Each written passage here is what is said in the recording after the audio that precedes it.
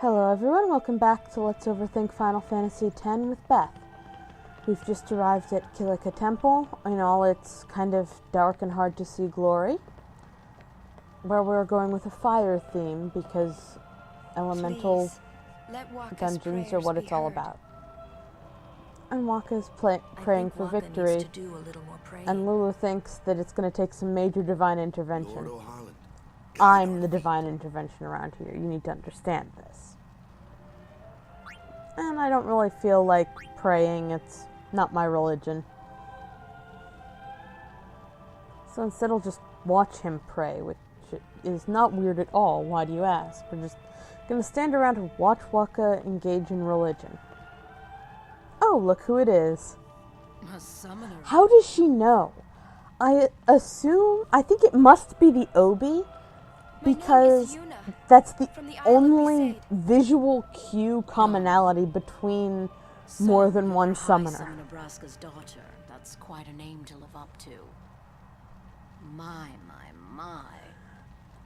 And all these people. As with so many of the character designs, especially on female characters, I'm not really sure what Donna is wearing or why. Quality over quantity, my dear. Like, this really does not look like solid adventuring across the face of the world outfit. I only have as many guardians as there are people I can trust. I trust them all with my life. To have so many guardians is a joy and an honor. Even more so than being my father's daughter. Of course, I would never think of questioning your ways either. So, Lady Donna, I ask of you, please leave us in peace. Yuna is not having with any of this. None of this mean girls bullshit. Yuna gives this impression of being really quiet and easily walked over, but she's really not like that at all. And I think that's really cool and kind of impressive as a character. She's smiling because she likes you, you dumb nugget.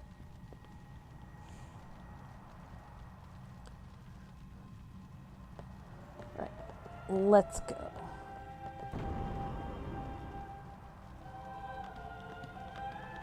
Well, when I say let's go... The faith is below. Let's do it. The faith? But first, the Cloister of Trials. Kamari, Wakka, ready? Strength, everyone.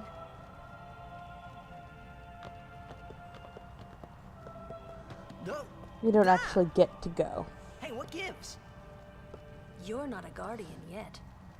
I'm not entirely sure how you make that official, but I guess they know that he hasn't said yet, so that counts. So I really want to talk about Donna, because she's a fascinating character and one who you really only appreciate the second time through. Because on first look, she's kind of seems like the stereotypical antagonistic female character, mean girl, whatever. You know, as we see here. Then why are you here? She's got that tone of voice. Hey, I'm not a guardian, so I'm not supposed to go in, right? Sexier outfit, term used kind of loosely because I'm distracted by wondering how her skirt-like object stays on her body and just why you would wear that from a practicality standpoint. Hey, what's the big idea? Just a little game. And she's got the fucking things up for the protagonist because she can. Except, right, she's a summoner. This is bad. And Really bad. it doesn't seem like much at the very start, this time when we first see her, because we don't know what that really means. Just that they're sworn to battle sin. Except that they're sworn to die battling sin. I'm sure no guardian. So then you have to kind of re-look at Donna and at the fact that even when you see her here, she's embarking on her journey that is intended and expected to end in her death. Like, in her death or in her giving up, which she very much does not want to do. As you'll see when you talk to her later, you can talk to her about how people would feel about a summoner who quit. So you kind of have to hold both that she's, you know, the mean girl, and that she's capable of choosing this incredible self-sacrifice, and what that, in one person, and what that makes, how it makes somebody very different from the way she originally appeared. And even, like, so she tries to mess up Yuna's pilgrimage by shoving Tidus into the Cloister of Trials where he's not supposed to be. But the weird thing is that, from some point of view, making Yuna have to stop would be doing her a favor, right? I mean, she's going to die. So there's this competition for who dies first, and that's a very different thing from the kind of competition that it at first appears. And Donna wants to win. Fascinating character. I mean, she's a lot more cynical than Yuna, obviously, but at the same time, she has similar strength of convictions. I assume that you can't get a faith if you're not willing to out-stubborn it.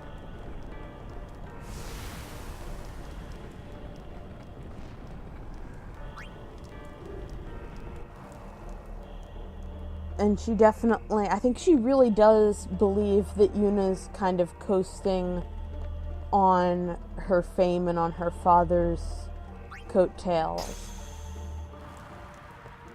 Which is kind of true in some ways, but in others, really not. I mean, it's true that Yuna only has all of these guardians because of Braska one way or another, but not in any, like, he didn't plan any of this. And I think would have been just as happy for Yuna to stay at home having a life that would last longer than 17 years. And I think I see Donna as someone who's very much never had more than one person. And that's Bartello, obviously.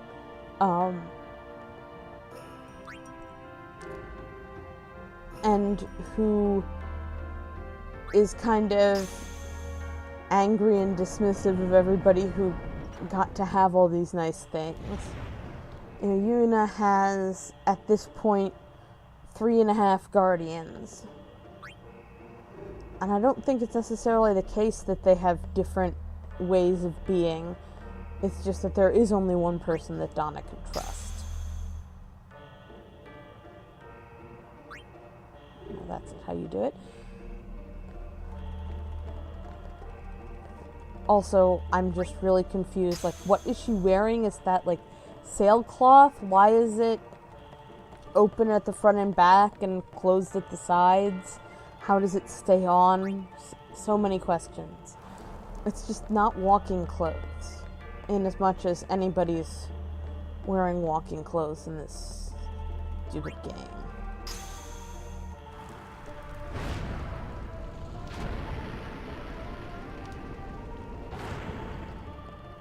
I have to assume that Donna was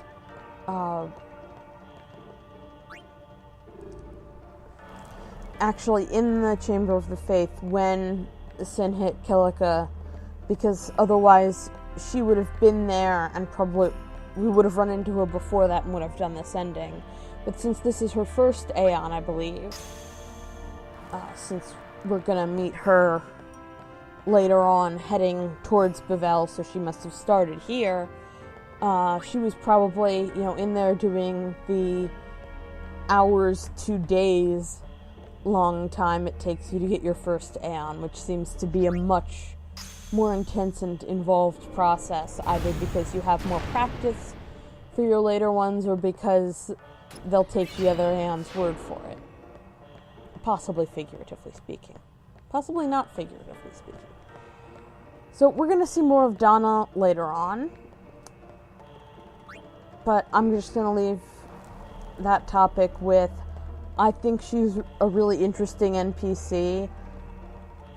I'm pretty fond of her as a person, just because I like characters, especially female characters who get to be complicated and multifaceted like that, which all too often female characters don't get to be. But whichever way you slice it, like the first time you see her, you really don't know what's going on. You don't have the context to understand her. Whoa, whoa, whoa. Hi guys, yeah. It was Donna and that big musclehead man. Yuna will be the one to suffer the consequences.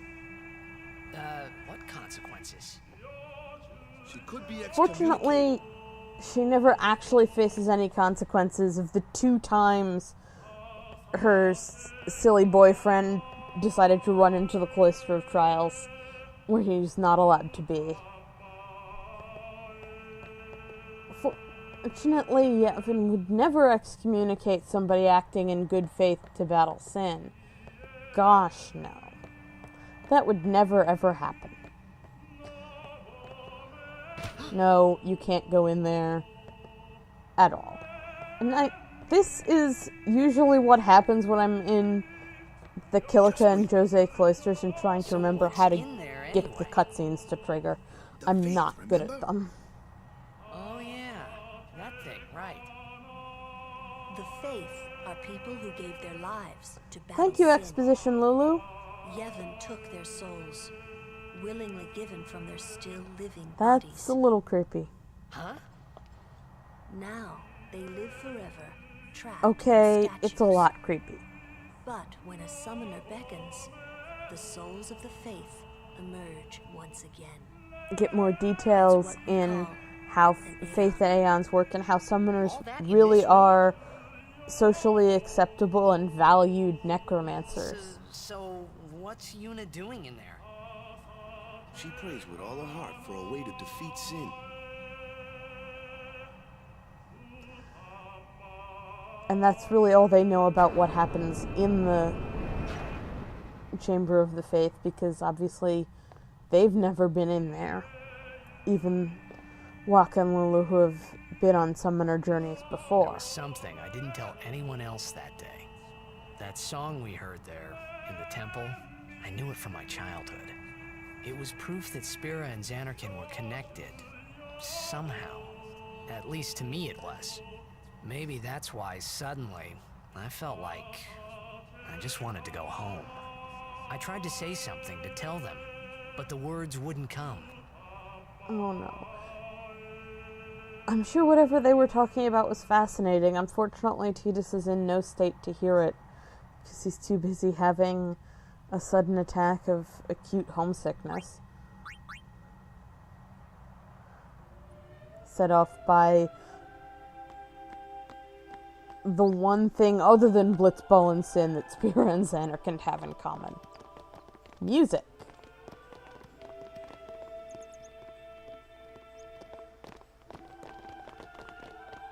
Yay, everybody's happy. Yuna got the faith. Everyone's so happy and proud of the summoner. Isn't that lovely, Tidus?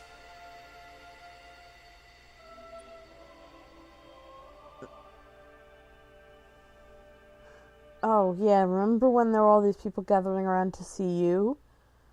And it's not I thought I a put my feelings for pride or Xanarkin behind vanity me. thing. It's the feeling of belonging. You know, that was his place. But they were there, and they grew inside me bigger and bigger, till I was just about ready to burst.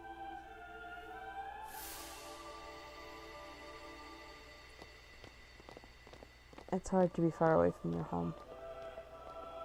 Are you okay? I don't Honesty. know. What do you want to do? To scream real loud. So sometimes you just gotta scream real loud. Honestly, it's almost certainly better than doing the common broody hero repression thing. Like, I'm feeling like I need to scream, so I'm gonna do that. Just gonna scream.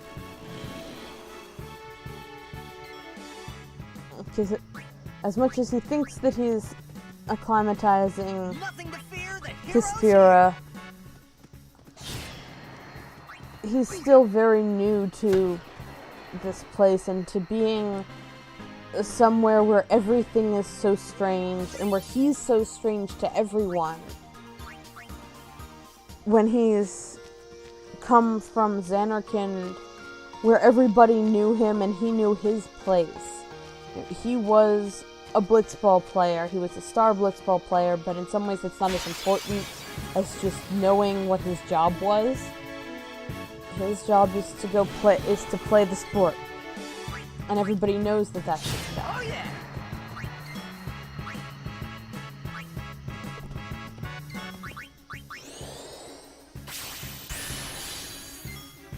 And instead he needs somebody to tell him what everything is. Which is really stressful. It's like moving to a new country, except that if you moved to a new country in, the real world, your country would still exist. Even if this was a time and a place where there were no computers or phones, your country would exist. You could go back there. Other people would be aware of the existence of your country. He doesn't have that. Talk to an NPC or two. People are working on repairs in Kilika, but still not there yet. I'm sorry to say that they are not going to win the tournament and become happy, but they can watch me win the tournament. That could make them happy. The matches start soon as we get there, so rest up on the way. Anyway, that's it for now. Signing off, and see you next time. Remember to like, comment, subscribe, do all that good stuff. Bye-bye.